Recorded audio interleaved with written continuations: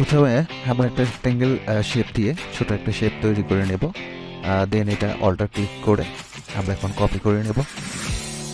Copy করার পর আমরা সবগুলোকে কন্ট্রোল জিতে গ্রুপ করে নেব। দেন এগুলোর অ্যালাইনমেন্ট করে নেব। এরপর একটু কালার চেঞ্জ করে নিচ্ছি যেন আপনাদের দেখতে সুবিধা হয়।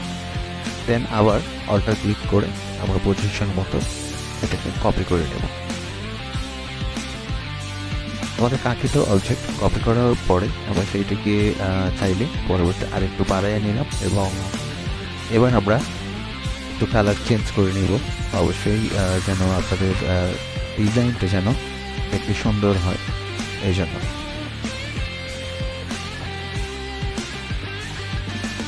এরপর আমরা এটিকে সিম্বলে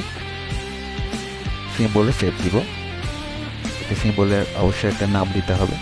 আমরা এখানে 3D একটা নাম দিয়ে দিচ্ছি যেন সিম্বলটি আমরা পরবর্তীতে বুঝতে পারি। এবং খেয়াল করে দেখুন আমার সিম্বলটি সেভ হয়ে গেছে।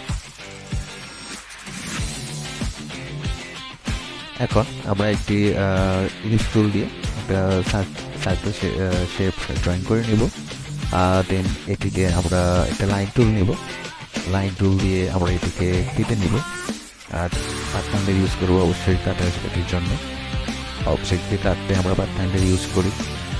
আর এবার আমরা এটিকে ফিল্টারে গিয়ে 3Dতে 3D রিভলভ ইউজ করবো আমরা, যেন এটি আবার আমরা 3D গ্লোবের মতো দেখতে পাই। দেন আমরা এটিকে প্রিভিউ দেখব। প্রিভিউ দেখতে পাচ্ছেন আপনারা। আমরা ম্যাপ আর্টে যাব। ম্যাপ আর্টে ক্লিক করার পর আপনারা শেপের মধ্যে ম্যাপ আর্ট দেখতে পাচ্ছেন। এবার আমরা এই ম্যাপ আর্টের ভিতরে আমরা আমাদের সেই সিম্বলটিকে ইনসার্ট করব। একটু খেয়াল করে দেখুন, আমরা এটাকে ইনভিজিবল জিওমেট্রি করে দিলাম। দেন এবার আমরা এর ভিতরে শেপটাকে ইনসার্ট করব এবং এই সিম্বলটাকে, যেটাকে আমরা সেভ দিয়েছি, এবং আমরা পজিশন মতো এটাকে বসাই দিব। দেখতে পাচ্ছেন যে আমাদের শেপটা কেমন দেখা যাচ্ছে। এখন আমরা এটাকে ম্যাপ আর্টের ভিতরে পজিশন মতো বসায় দেওয়ার পরে আমরা এটাকে ওকে করব।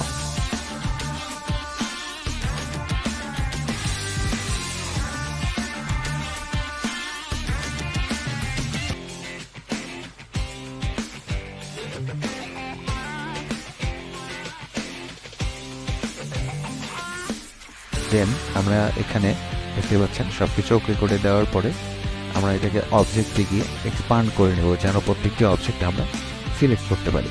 তো অবজেক্ট এক্সপান্ড, অ্যাপিয়ারেন্স অথবা এক্সপান্ড আমরা করে নেব। দেন এটিকে আমরা আনগ্রুপ করব যতক্ষণ পর্যন্ত না আমাদের প্রত্যেকটা অবজেক্ট আলাদাভাবে সেপারেট করা যায়। দেখতে পাচ্ছেন আলাদাভাবে সেপারেট হয়ে গেছে। আমরা আননেসেসারি অবজেক্টকে ডিলিট করে দিলাম। এখন আমরা এটাকে রিলিজ ক্লিপিং মাস্ক যেটা আছে করে নেব এবং আননেসেসারি কিছু শেপও এর ভিতরে আছে দেখতে পাচ্ছেন, সেগুলোকে আমরা ডিলিট করে দেব।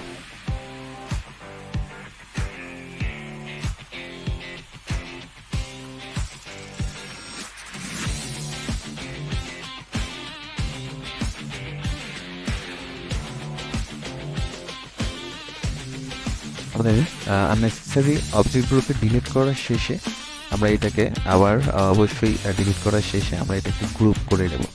সবগুলোকে পুরোটাই সিলেক্ট করে কন্ট্রোল জিতে গ্রুপ করে নিলাম এবং এইটাকে আমরা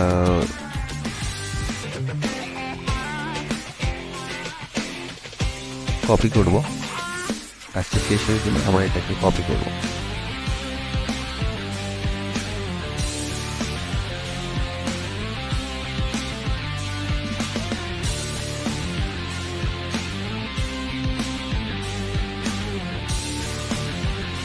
এবার আমরা কপি করা অবজেক্টটিকে রোটেট করে নেব, যেন সেটার আমরা যেহেতু অবজেক্টের একটা শ্যাডো ক্রিয়েট করব, তো এটাকে আমরা রিফ্লেক্ট করে নিলাম।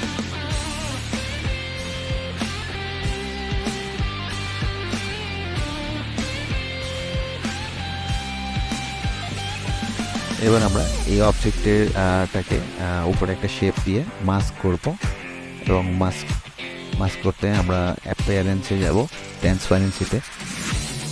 ট্রান্সপারেন্সিতে গিয়ে মাস্ক করব। মাস্ক করার পরে এবার আমরা এই মাস্ক করার কালারটাকে একটা ব্ল্যাক অ্যান্ড হোয়াইট গ্রেডিয়েন্ট দিয়ে দিই। ব্ল্যাক অ্যান্ড হোয়াইট গ্রেডিয়েন্ট দিলে গ্রেডিয়েন্টটাকে অ্যাপ্লাই করার পরে বুঝতে পারবেন যে আমার এক পাশে দেখা যাবে, আরেক পাশে খুবই হালকা দেখা যাবে, যেটা আসলে আমরা রিফ্লেকশন শ্যাডো হিসেবে ব্যবহার করে থাকি।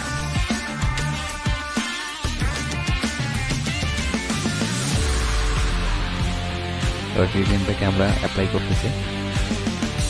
এখন ফাইনালি আমার লোগোটা